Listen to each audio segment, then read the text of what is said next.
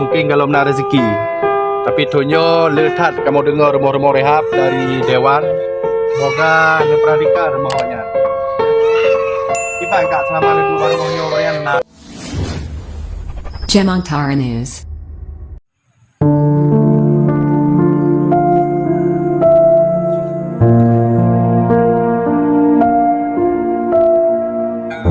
Tujuan kamu hanya ingin menyalahkan semua pihak supaya nyo trip aplikasi, tapi mungkin kalau nak rezeki. Tapi tonyo letat kamu dengar rumah-rumah rehab dari Dewan. Semoga diperhatikan rumahnya. Ya. Kita enggak selama itu rumahnya yang nak sedih mungkin. Hanya yang pegang, yang kurang ada cak, yang ringan, apa yang kalian ngujud, sayang, dijai pula, ya telat, hari anak jamai pula, pila ju mana? Ujian anak jai gula?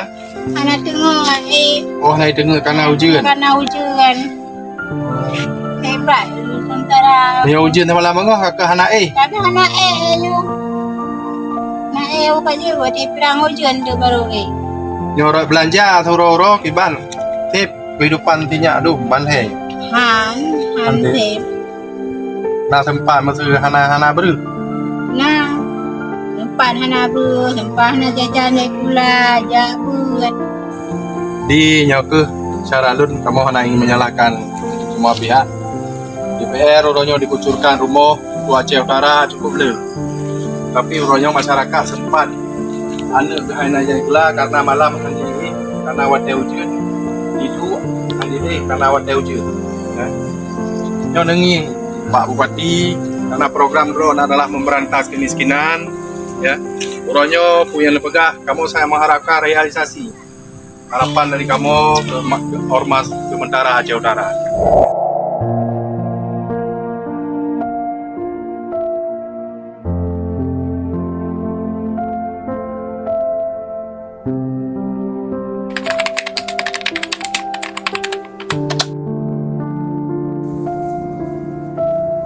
Nampak dah semayang pilih kiban cara.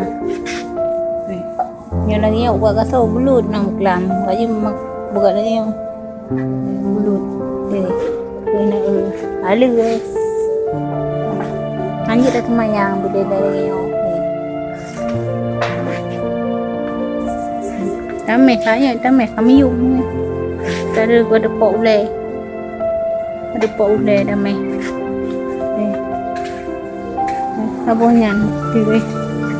Ini dah. Kami bermiu dulu. Mam tu nam ikat kaya. Mam ikat kaya kan, bang.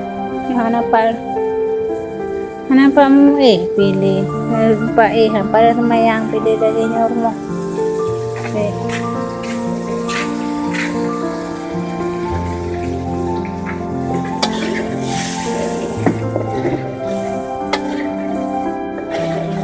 Semayang lagi di dalam